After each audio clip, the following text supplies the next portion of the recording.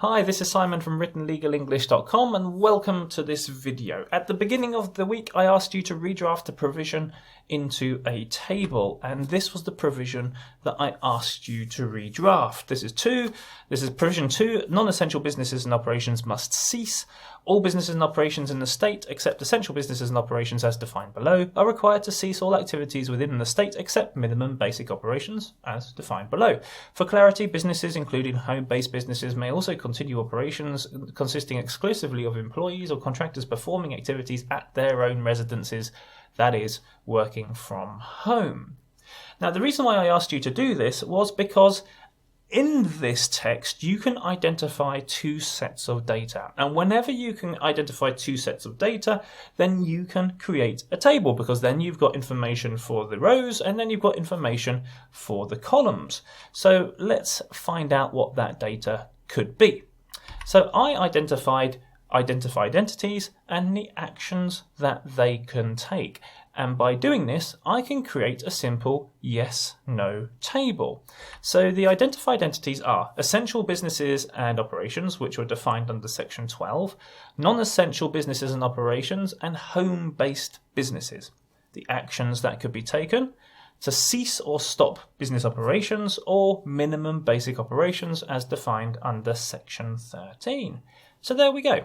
Now we've got the structure for our table, and by creating a table we can create a simple yes-no table, which would look something like this. So I've got the entities or the body or the businesses and operations at the top. I've got the actions which are introduced by questions along the side, and then I've got simply yes or no.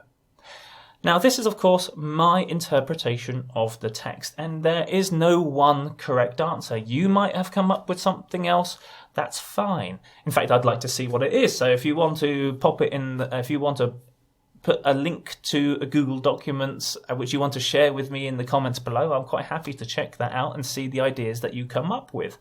But essentially, if you create a table, it makes it a lot easier to read. And that's exactly the point that was argued in the Michigan Bar Journal article about presenting complex ideas in tables, that the reader can quickly see what's going on without having to work through all of that text and getting lost in that text. I would hope that you would agree with me by saying that this table is a lot easier to read than that original text. Now, there are other things that you can do to this table. I'm fully willing to accept and admit there is more information in that clause which is not presented in this table. That doesn't mean to say that this table is wrong. It just means that this table we can add extra information to this table in various different ways.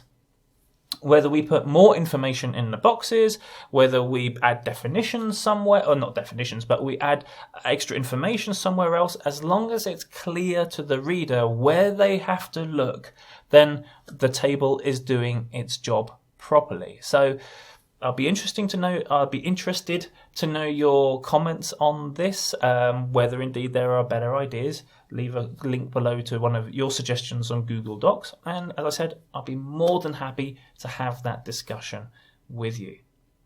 I hope this video has been of some help to you. Certainly tables aren't used a lot in legal writing, but they should be used for precisely this purpose of presenting information and presenting your thinking in a much clearer way.